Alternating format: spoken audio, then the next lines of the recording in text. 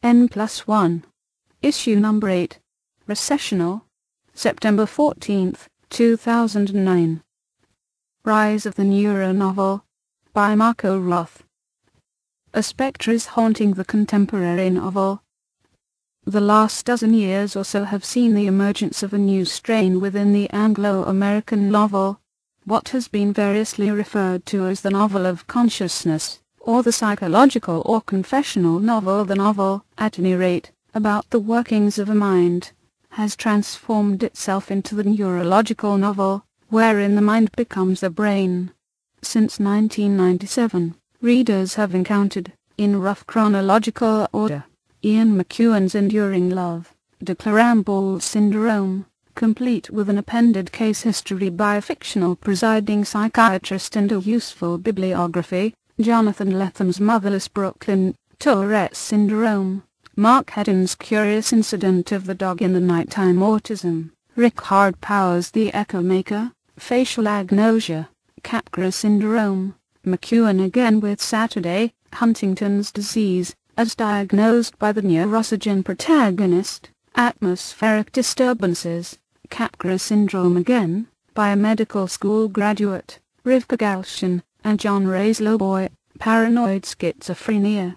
And these are just a selection of recently published titles in literary fiction. There are also many recent genre novels, mostly thrillers, of amnesia, bipolar disorder, and multiple personality disorder. As young writers in Balzac walk around Paris pitching historical novels with titles like The Archer of Charles IX, in imitation of Walter Scott, today an aspiring novelist might seek his subject matter in a neglected corner, or along some new frontier of neurology. What makes so many writers try their hands and brains at the neuronovel? At the most obvious level, the trend follows a cultural, and, in psychology proper, a disciplinary, shift away from environmental and relational theories of personality back to the study of brains themselves, as the source of who we are. This cultural sea change probably began with the exhaustion of the linguistic turn in the humanities, in the 1980s, and with the discredit psychoanalysis suffered, around the same time, from revelations that Freud had discounted some credible claims of sexual abuse among his patients. Those philosophers of mind who had always been opposed to trendy French post-structuralism or old-fashioned Freudianism, and the mutability of personality these implied, put forth strong claims for the persistence of innate ideas and unalterable structures. And in neuroscience such changes as the mind did endure, were analyzed in terms of chemistry.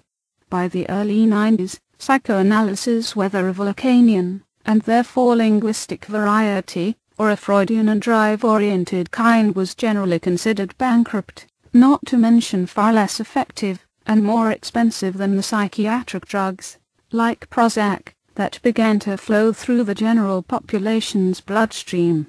The new reductionism of mind-to-brain, eagerly taken up by the press, especially the New York Times in its science pages, had two main properties. It explained proximate causes of mental function in terms of neurochemistry, and ultimate causes in terms of evolution and heredity. Many scientists and philosophers acknowledge that they understand more about how damaged brains work, or, rather, don't work, than about the neurochemistry of the normal brain. And yet, in its popular journalistic form, the new reductionism can all soon describe all human behavior, from warfare to soul-making. The British physician, philosopher, and neuroskeptic Raymond Tallis has summarized the doctrine. A convergence of evolutionary theory, neuroscience, and other biological disciplines has led countless thinkers to claim that we are best understood as organisms whose entire panoply of behavior is directly or indirectly related to organic survival. New scientific discoveries may be less important for the change in the novel than the triumphal march of scientific advancement recounted in books like Daniel Dennett's Consciousness Explained, 1991, and Steven Pinker's How the Mind Works, 1997. Culture-shaping institutions like the Times can't easily respond to Dennett's and Pinker's arguments and analyses, which the average journalist remains unprepared to evaluate, but it has been impossible to ignore their superbly confident rhetoric. Here is the philosopher Dennett. Fiery gods driving golden chariots across the skies, our simple-minded comic book fare compared to the ravishing strangeness of contemporary cosmology, and the recursive intricacies of the reproductive machinery of now make Bergson's Elan Vital about as interesting as Superman's dread kryptonite. When we understand consciousness, when there is no more mystery, consciousness will be different, but there will still be beauty, and more room than ever for awe.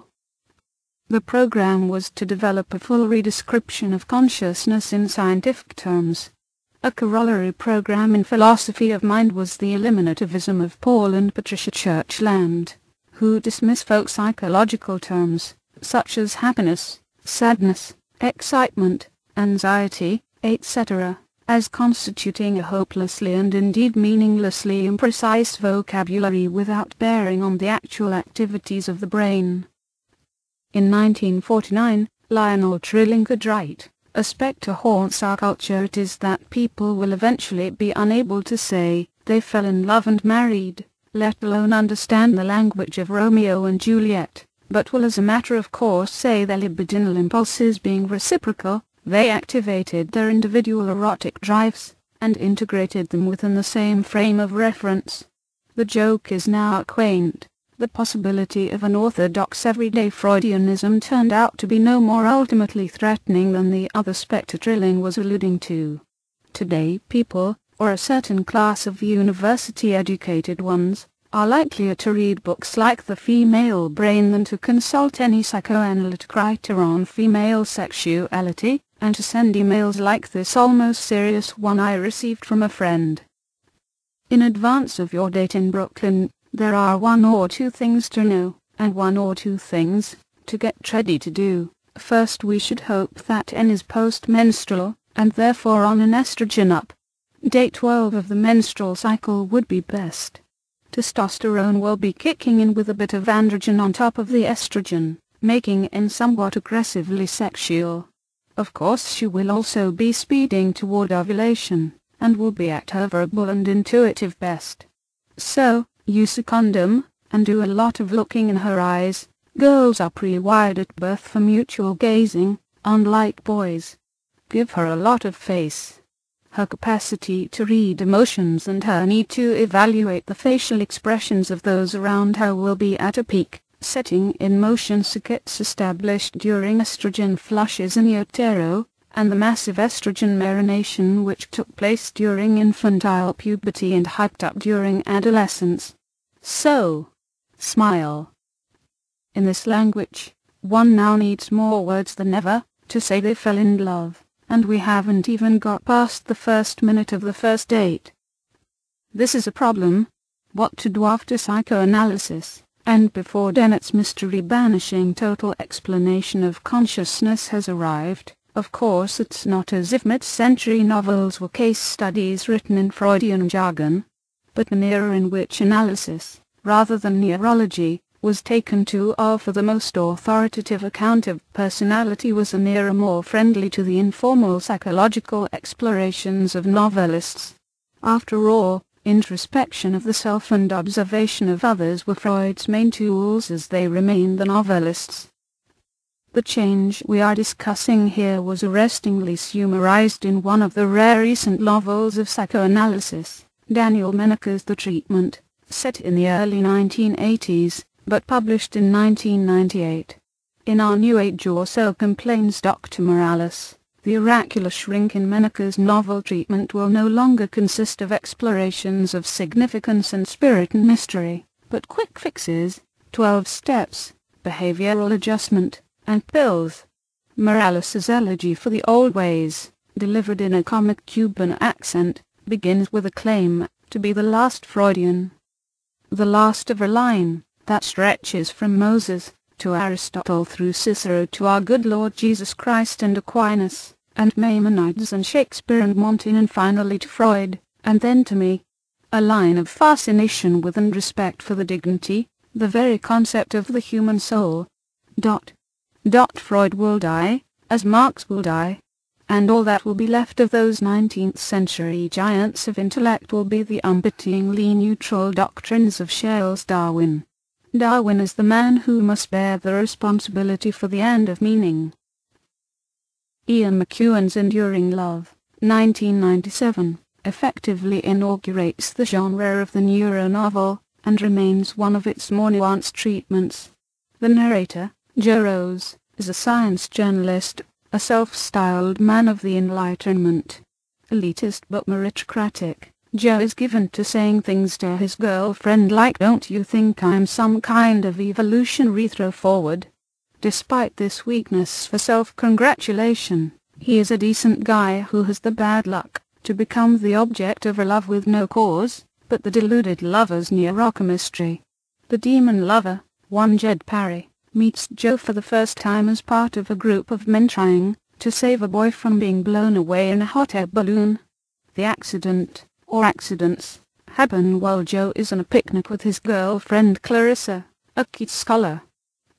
Because he is a science writer by profession, McEwan's Joe is a narrator of realist fiction capable of reflecting on his realism, or rather Zola-esque naturalism. An addict of facts, Joe provides an alibi for McEwan's moments of lyricism. The silence appeared so rich as to have a visual quality, a sparkle or hard gloss, and a thickness too, like fresh paint, and can also comment, in the next sentence, "This synesthesia must have been due to my disorientation." Joe correctly diagnoses the madman relatively early in the novel. It's convincing everyone else he's right that takes time. His girlfriend won't believe him, and neither will the police until the final scene, when Parry holds a knife to Clarissa's throat.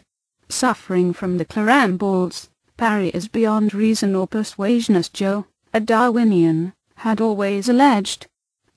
In 1997, McEwan was still the sort of writer to challenge somewhat the correctness of Joe's neurological reductionism. Joe's rejection of any talking cure in favor of a thoroughgoing evolutionary psychology and medicalization had costs that the novelist tried to acknowledge. From day one, Clarissa the humanist writes to Joe, "You saw Parry as an opponent, and you set about defeating him, and we paid a high price. Do you remember me suggesting to you early on the night you walked out on me in fury, that we ask him in and talk to him? You just stared at me in disbelief, but I'm absolutely certain that at that time Parry didn't know that one day he would want you dead. Together we might have deflected him from the course he took." This balanced weighing up of the case no longer attracts McEwan as a writer. He has now firmly taken sides in a debate he was earlier content to stage with some subtlety. As he confided in recent New York profile, poor Greg, McEwan's son, had to study Enduring Love in school. He had a female teacher, and he had to write an essay. Who was the moral center of the book? And I said to Greg, "Well, I think Clarissa's got everything wrong." He got a D. The teacher didn't care what I thought. She thought that Joe was too male in his thinking. Well, I mean, I only wrote the damn thing. Perhaps so that no one would miss the point again, McEwan largely abandoned his earlier ambiguity when he wrote Saturday, 2005, in favor of stark biological determinism. That novel evokes recent history. September 11, the street protests against the Iraq War, but only as background music incidental to a central conflict. This is the struggle between mental normals who are really exceptional normals like the neurosurgeon Perrin, his barrister wife, and their musician son and poet daughter, and the subnormal Baxter, a violent thug suffering from the incurable, genetic brain-wasting disease Huntington's chorea. Here McEwan changes the narrative voice from the first person of Enduring Love to a more authoritative, limited, omniscient third person. We're always in Perrin's scientific mind, a mind capable of reflecting on itself in up-to-date terms of neuroscience, though we also catch glimpses of his creator guiding us, as in the surgeon's reflections on the superiority of neuroscience to ordinary language. When Perrin drives by an anti-war demonstration, a host of half-thoughts arise, on war, death, terrorism, the justness of the cause. A voice tells us that all this occurs in the preverbal language, that linguists call mentalese.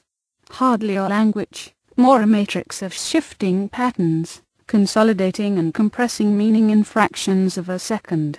Even with the poet's gift of compression, it could take hundreds of words and many minutes to describe. Of course McEwan has almost done just that, even down to the color of Perrin's thoughts a sickly yellow, but only while conceding the insufficiency of his chosen medium, like a painter ruing the fact that he is not a photographer. Despite how often we're told that Huntington's disease is the main cause of Baxter's uncontrolled aggression and wild mood swings, it's still tempting to declare him, rather than the neurosurgeon, the most human character in Saturday. Blindsided by a car that shouldn't be there, then lied to, and humiliated in front of his friends, he is a wronged man seeking revenge. When he's about to rape Perrin's daughter, he's momentarily bedazzled and soothed by her impromptu poetry recitation, and gets knocked into a coma. The evolutionary advantages of memorizing Matthew Arnold. By the novel's lights, however, Baxter is simply an incurable. Saturday turns into a defense of post-Thatcherite Britain's class system as well as the global imbalance of power, by substituting the medical for the social. Some people are simply thugs, for reasons with nothing to do with social organization. In this respect they resemble terrorists. As Perrin reflects, there are people around the planet, well-connected and organized, who would like to kill him and his family and friends to make a point. Perrin knows there is no talking to such people, and this time the novel contains no Clarissa, to propose to him that conversation might have spared bloodshed. In McEwan's work, the neurologically abnormal are foils more than actual characters. Their main purpose is to be defeated by normals of the better sort. But there is another set of neurological novels in which the author inhabits a cognitively anomalous or abnormal person, and makes this character's inner life the focus of the novel, soliciting our sympathies. McEwan's neuronovels are of the hard variety. These other books are soft neuronovels. Books like Lethem's Motherless Brooklyn, 1999, with its Tourettic narrator, load almost the entire burden of meaning and distinctiveness onto their protagonists' neurologically estranged perceptions of our world. In doing so, they move what has traditionally been a minor character to the front of the novel. Idiots or the insane can dispense ironic wisdom. Think of Shakespeare's pretension-puncturing fools, or serve as objects to show off the protagonist's sympathy and understanding in novels like Balzac's Medicine de Campan or Dickens' Nicholas Nickleby. Septimus Smith, the schizophrenic or shell-shocked First World War vet in Mrs. Dalloway, offers a contrast to the bright world of post-war, aristocratic London, as well as a useful sympathetic object for Woolf's title character. There are also the more existentially troublesome Pip and Moby Dick, and, of course, American literature's signature idiot, Benji and Faulkner's The Sound and the Fury. And yet it would be strange, if not impossible, to retell The Sound and the Fury exclusively from Benji's point of view, which is in effect what many of the neuronovels set out to do. In Motherless Brooklyn, the author narrator afflicted, or blessed, with Tourette's syndrome determines to solve the mystery of his beloved boss's most foul and unnatural murder. This boss was the man who gave him a chance in life, and has been knocked off by his brother. The plot is Hamlet by way of Philip Marlowe. The novel shows an agreeable openness about its derivative character, and perhaps the real purpose of such a conceit, poised between high and low, between realism and genre fiction, is to provide cover for the author to engage in the kind of stylistic experimentation habitual to modernist novelists doing interior monologues. Faulkner's Benji spoke in a strange and adult voice, but then so did Faulkner's other characters, along with those of Joyce, without their needing to be mentally damaged. When Lethem's Tourettic narrator describes himself as a human freak show, a carnival barker, an auctioneer, a downtown performance artist, a speaker in tongues, a senator drunk on filibuster, This justifies or excuses the freewheeling language of his creator. While posing as a sort of observing doctor, like Oliver Sacks, the author indulges an experimental impulse that would today otherwise be seen as pretentious. The modernist desire to gather and combine the heterogeneous voices of entire regions and nations, to forge in the smithy of my soul the uncreated conscience of my race, led to novels open to the whole range of human language, from curses to visionary lyricism. When Lethem puts his words into the mouth of a Tourettic character, the very act of medicalization marginalizes the experimental impulse, marking any remnant modernism as a case for abnormal psychology. The entire effect of Lethem's neurologically prompted carnival bakar is similar to the one contained in the sentences from McEwan quoted above. The silence appeared so rich as to have a visual quality, a sparkle or hard gloss, and a thickness too, like fresh paint. This synesthesia must have been due to my disorientation. The reader is presented simultaneously with an effect and a diagnosis of its cause. The writer indulges in some fancy language or air perceptions, and then hastens to explain why, on medical grounds, this is allowed. The Motherless Brooklyn model, which is also followed by Haddon's curious incident of the dog in the night time, Galchen's atmospheric disturbances, and Ray's Lowboy in fact attempts a synthesis between what had seemed to be two distinct and increasingly divergent modes. On the one hand, American realism, ending with the research novel stuffed with facts, names, things, impressing the reader with the author's store of non-fiction knowledge, and, on the other hand, the novel of consciousness, of interiority, of linguistic play and estranging description associated with high modernism. But to ground special perceptions and heightened language in neurological anomaly ends up severely circumscribing the modernist project. The stylistic novelty and profound interiority of Ulysses, or To the Lighthouse, were called forth by normal protagonists and ad salesmen, a housewife, and were proposed as new ways of describing everyone and anyone from the inside out. Modernism seemed revolutionary as long as it threatened to become general. The Neuronovel refashions modernism as a special case, odd language for describing odd people, different in neurological kind, not just degree, from other human beings. In this way, the experimental writing of neuronovelists actually props up rigid social conventions of language use. If modernism is just the language of crazy, then real men must speak like a child. Galchen's atmospheric disturbances exhibits the perils of this mixture of objective, medical, realism with an attempt to write a novel of subjectivity.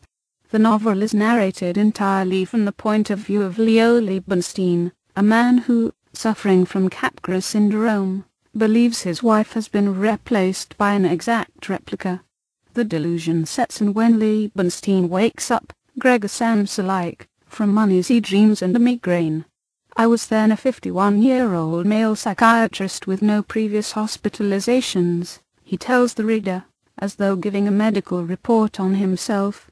What happens next, however, and for the subsequent 200 or so pages, is not a medical report, but the flight of a damaged mind. Liebenstein, who still believes he can tell sane from insane, he's a psychiatrist, after all, decides to go in search of his real wife. In a gentlemanly review, James Wood placed atmospheric disturbances in a European modernist tradition of the unreliable narrator, like Hampson's Hunger or Svevo's Zeno's Conscience, as well as the novel of love, like Proust's n+1. Galchen's novel, he claims, is a relentless exploration of how a man could fail to see clearly the woman he loves. We are all afflicted at times with the cataracts of the quotidian, where routine clouds our ability to notice what we once loved about the person we live with. This is the novel's universal appeal. Cataracts of the quotidian is a lovely phrase, but in order to write it, Wood must blur his own vision. For it is not the case, as Wood suggests, that Leo has, perhaps, a version of Capgras syndrome, whose victims come to think that an imposter has replaced a family member or friend. There is no perhaps about it. Leo does have Capgras syndrome, and the novel depends on its medical precision to be something other than the ravings of a lunatic, and an unsympathetic lunatic at that. Liebenstein is vain and annoying, his narration both leaden and showy. She, the woman, the possible dog lover, lean down to tissue. Here's a man who can't say that his wife takes off her shoes. There must be something wrong with his brain. He's also a man who mistakes the verbose for the descriptive. "Oh," said, "my palms beginning to sweat as random sensuality carbonated up to my cortex." After Leo has followed his allegedly missing wife's trail to Argentina, her native country, he comments on the practice of memorializing the missing of the 1970s dirty war. People naturally perseverate on their personal tragedies, even though such perseveration doesn't really serve anyone, neither the living nor the dead. I mean, there's research on these things.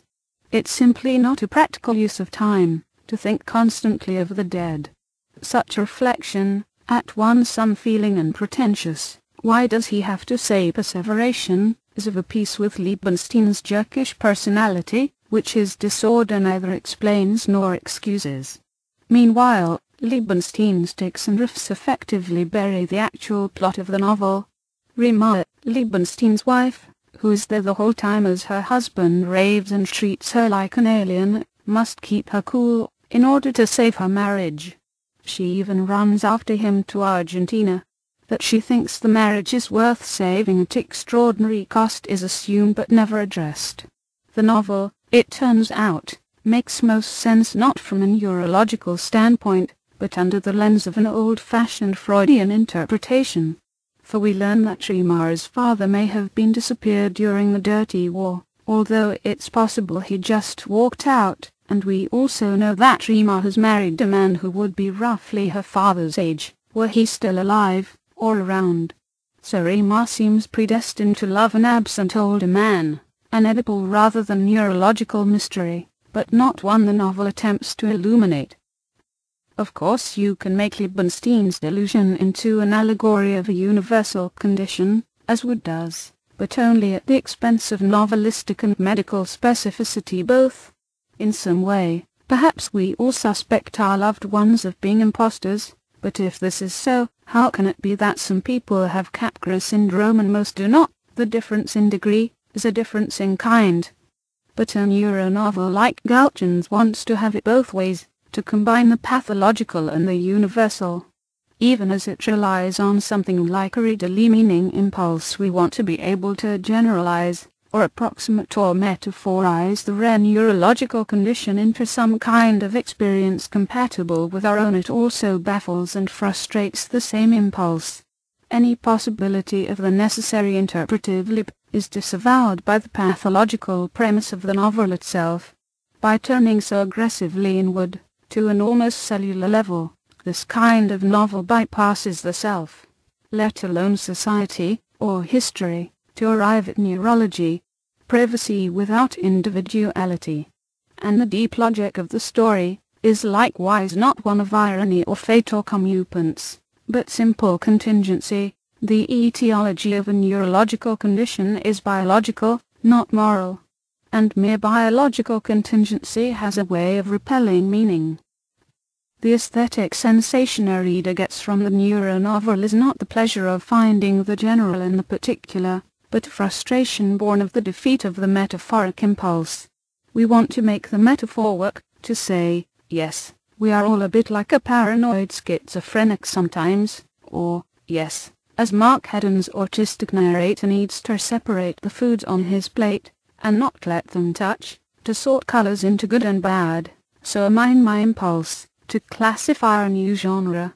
But this would be to indulge the worst tendency of literary criticism, whether of a jargonian sectarian or burbling and humanistic type, to insist on meaning or relevance when there isn't any, or when the works themselves actually foreclose it. Instead, the reader has to admit to himself that his brain doesn't work like an autistic person's, a Capgras sufferer's, and that when he loves, or works or fears or talks, His ordinary neurons fire or misfire for ordinary, rather than extraordinary reasons, whatever these may be. In other words, the neuronovel in its present form presents the experience of a cognitive defeat. We imagine that science might get there, but it hasn't yet. What's strange is that science, as it moves in the direction of a total redescription of the mind in terms of the brain, may merely be replicating and systematizing the earlier insights of the psychological novel. A recent non-fiction book is called Proust Was a Neuroscientist, but insofar as the title's claim is true, Proust was a neuroscientist, not by cribbing from contemporary case studies, but by observing himself and others outside of any consulting room. Surely the way for a novelist to be a neuroscientist today is still to anticipate, rather than follow the discoveries of brain science. It would be no surprise if a novelist could still describe and mimic traits of cognition that neurology can't yet experimentally confirm. The question, then, is why novelists have ceded their ground to science, and from the writer's perspective, if not from the reader's, an allegorical interpretation of the neuronovel does seem possible. Is the interest in neurological anomaly not symptomatic of an anxiety about the role of novelists in this new medical materialist world, which happens also to be a world of giant publishing conglomerates and falling reading rates? Are novelists now, in their own eyes and others, only special cases, without specialized and credentialed knowledge, who may at best dispense accurate if second-hand medical, or historical or sociological, information in the form of an entertaining fictional narrative, and is the impulse to write not an inexplicable compulsion, a category of disorder outside the range of normal? Do writers need special institutions that recognize and treat their mental peculiarities, without granting these any special visionary status? Such institutions are known as MFART programs. Perhaps the writer also needs an understanding spouse who will not leave him when he creates her double, or a family that tries to accommodate his strange habits. Most novelists also have grounds for fearing that he and McEwan, tribune of the healthy brain, will defeat them in the combat over readers and their money.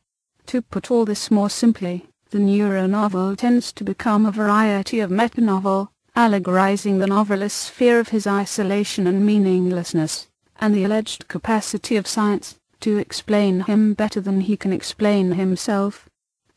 By comparison with most 19th century novels, and even with most 20th century modernist novels of the stream of consciousness school, the neuronovels have in them very little of society, of different classes, of individuals interacting, of development either alongside or against historical forces and expectations.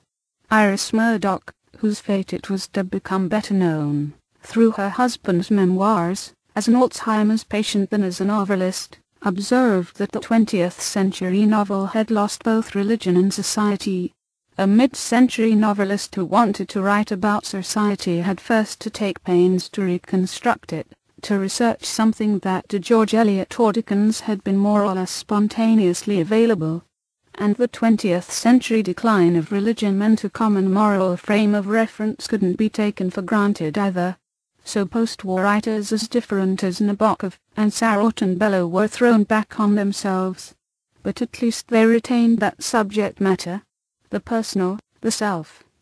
It now seems we've gone beyond the loss of society and religion to the loss of the self, an object whose intricacies can only be described by future science.